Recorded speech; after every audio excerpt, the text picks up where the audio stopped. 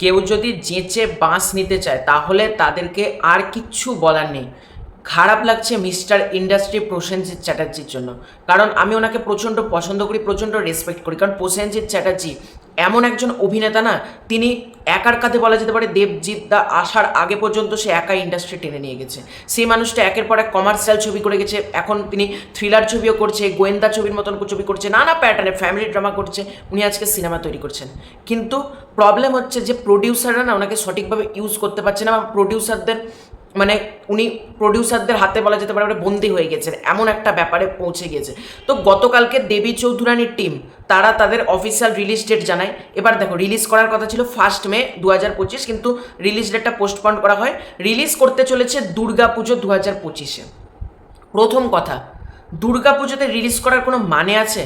যেখানে রঘু ডাকাতের মতন এত বড় একটা কমার্শিয়াল ছবি দেবদা প্লাস এসভিএফ এত বছর পর আসছে, তার পাশাপাশি কি পরিমাণ শো পাবে বলো তো এসভিএফ সিনেমাস বলে বলো। রঘু ডাকাতের পরেই যে সিনেমাটা থাকবে সেটা রক্তবীজ 2। রক্তবীজ 2 এর হাইপ মারাত্মক বলা যেতে পারে, কারণ আফটার রক্তবীজ আর বহুরূপী, রক্তবীজের তো একটা সিকুয়াল ভ্যালু, ফ্র্যাঞ্চাইজি ভ্যালু রয়েছে, তারপর বহুরূপী, দুটো ছবি মানে রক্তবীজ সুপারহিট, বহুরূপী অল টাইম ব্লকবাস্টার। তারপর কি করে মানে মানুষ রক্তবীজ 2 ছেড়ে অন্য সিনেমা দেখবে, এবং রক্তবীজ 2 এর হাইপ কি মারাত্মক তা মানে গ্রাউন্ড লেভেল রিয়ালিটি দেখলেই বোঝা যাচ্ছে। তার পাশাপাশি রঘু ডাকাত তো রয়েছে। কি দরকার ছিল দুর্গাপুজোতে দেবী চৌধুরানী রিলিজ করার? অনেকটা ফাঁকা টাইম ছিল।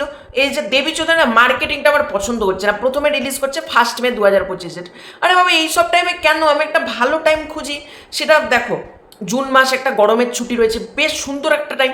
আমি এখানে মুভিটা রিলিজ করতেই পারতাম, জুন মাসে গরমের ছুটি উপলক্ষে রিলিজ করা যেতে পারতো, বাদ দাও। জুলাই মাসে বাদ দিল, আগস্টের প্রথম দিকটাতে রিলিজ করা যেত। ওয়ার 2 তো 14 আগস্ট আছে, দেবদাও তো ওয়ার 2 এর সামনে সিনেমা আছে, ঠিক আছে।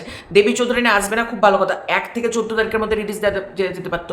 বা সেপ্টেম্বরের শেষে পুজো তো, অক্টোবর মাসে রিলিজ করা যেতে পারতো, নভেম্বর মাসে রিলিজ করা যেতে পারতো, কালী পুজোর সময় রিলিজ করা যেতে পারতো, ক্রিসমাসের আগে আগে পিরিয়ড মানে 1 থেকে 25 তারিখের ভিতর, মানে ডিসেম্বরের শুরুতে রিলিজ করা যেতে পারতো। আমি জানি না টিম কি কেন এই ডিসিশনটাকে নিল, কারণ এই সিনেমাটা ভাই চাপে পড়বে, এটুকু বলতে পারো। কারণ তোমরা অনেকে বলবে প্রসেনজিৎ চ্যাটার্জি আছে, এটা কেন, তাহলে কেন চাপে পড়বে? দেখো, প্রসেনজিৎ চ্যাটার্জি আছে, খুব ভালো কথা, প্রসেনজিৎ চ্যাটার্জির নামে সিনেমা চলে, অযোগ্য চলেছে, দশম অবতার চলেছে, সব কথা, কিন্তু এটা কিন্তু প্রসেনজিতের মুখ্য ভূমিকায় প্রসেনজিৎ না, মুখ্য ভূমিকাতে শ্রাবন্তী, তার পাশে প্রসেনজিৎ চ্যাটার্জি রয়েছে।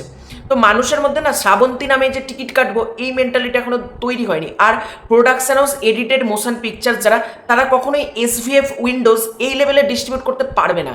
এটা অনেস্টলি স্পিকিং, এসভিএফ উইন্ডোজ যেটা পারছে সেটা এই নতুন প্রোডাকশন হাউস পারবে না কখনোই। আর এরা প্রথমে বলেছিল না 7টা-8টা ভাষায় রিলিজ করবো, যখন প্রথম অ্যানাউন্সমেন্ট হয়, তারপর জানা যাচ্ছে শুধুমাত্র বাংলায়। দর্শকদের মধ্যে অলরেডি এই প্রজেক্টটা এখানে একটা নেগেটিভিটি রয়েছে যে 7-8টা ভাষা কোথায়, লাস্টে তো দেখছি বাংলা ভাষাতেই রিলিজ। যতই যা হোক, এই প্রোডাকশন হাউসের ওপর কিন্তু মানুষের খুব একটা যে আস্থা রয়েছে তা না।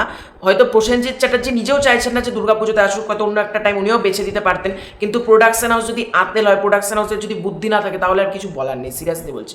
তো আমি দেবী চৌধুরানীকে নিয়ে প্রচণ্ড এক্সাইটেড এখনও রয়েছি, টিল নাও এখনও রয়েছি, কিন্তু রিলিজ ডেটটাতে আমি কখনোই স্যাটিসফাই হতে পারলাম না। রিলিজ ডেটটা একেবারে আমার মতে ভুল ডিসিশন। তো তোমাদের এটা নিয়ে কি মতামত কমেন্ট করে জানাও। খুব শীঘ্র তার নতুন করে ফিরে তৎক্ষণ পাই।